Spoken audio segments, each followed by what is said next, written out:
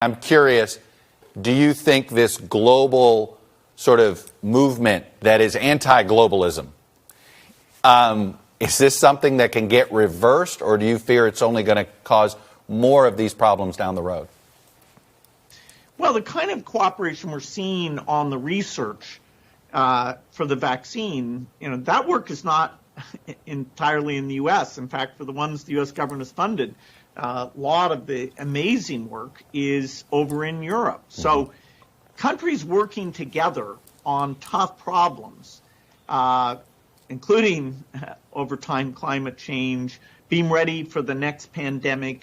I think the value of global cooperation is quite evident. After World War II, we built a lot of institutions that meant we haven't used nuclear weapons since then. So, yes, you can always have tuning on the global system, but the idea of each country for itself, that won't ever help us deal with pandemics or climate change. If this is where we are, does it basically mean that the vaccine is our only hope of getting back to normal? Yeah, well, society should be able to have things like schooling that get a priority versus certain more entertainment-related things. And I guess, politicians will show what their value system is there.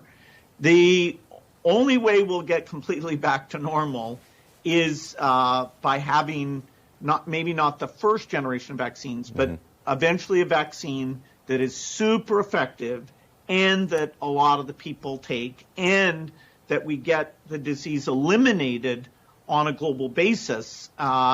That is where we can finally start taking all the problems that have been created in education, mental health, and start to build back in a positive way. This virus, are we looking at 2022, 2023, when we feel like we'll have this virus under control around the world?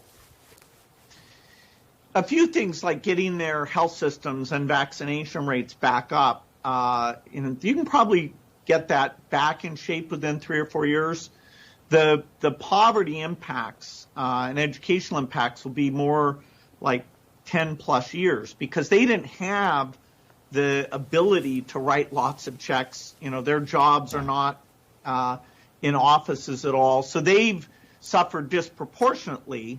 And, this gradual progress that's usually very positive, it has, for the first time since World War II, we've had this huge setback. Right.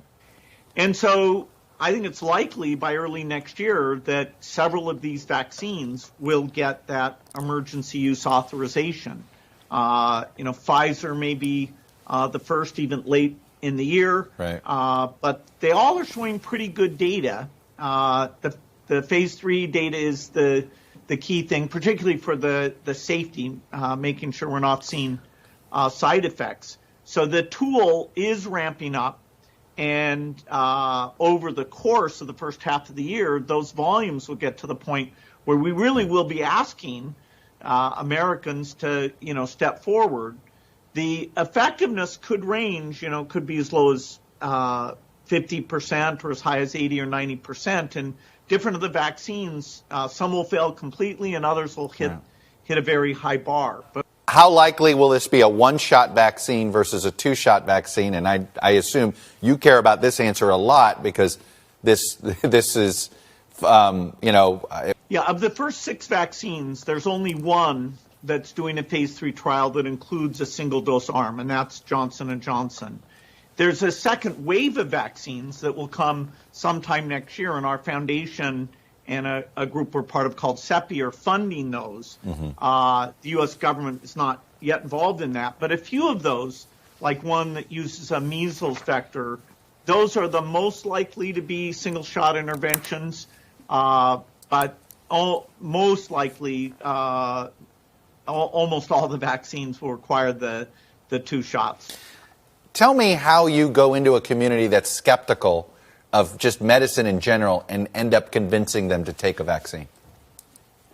Yeah, we see vaccine skepticism everywhere. It's probably highest in the United States, which there's a certain irony to that. But you always have to think, who do people trust? So in Nigeria, we worked very closely with the Muslim leaders, because households, saw those leaders giving. This is the polio vaccine that there were bad rumors about. Right. They saw those leaders giving it to their children and no ill effects there, and we were able to get rid of wild polio throughout all of Africa. That required way over 90% of the kids to take actually what is a 3-dose regimen there. But we had to put a lot of money behind it and figure out who would be trusted, and in some cases, if there were refusals, go and follow up to try and help raise that dosage rate. What would concern you about the current relationship between the United States and China? Well, we have a lot of common interests, advancing work against the pandemic, reducing the negative effects of climate change and getting rid of those emissions. There, should be things that are things that can be tackled together. So it's not completely zero sum.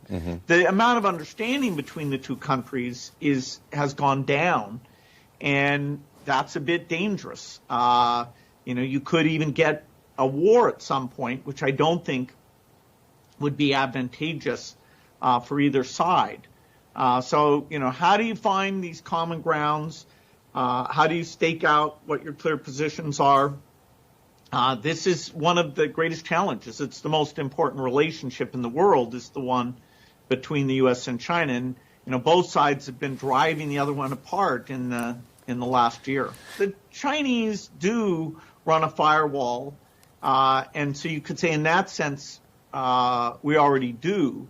I don't think the U.S. internet should diverge from, say, the European internet or the sharing of AI research, that we should view that like weapons research, because the open, broad usage is what drives it forward. I have sworn upon the altar of God eternal hostility against every form of tyranny over the mind of man. Thomas Jefferson. If you are receiving this transmission, you are the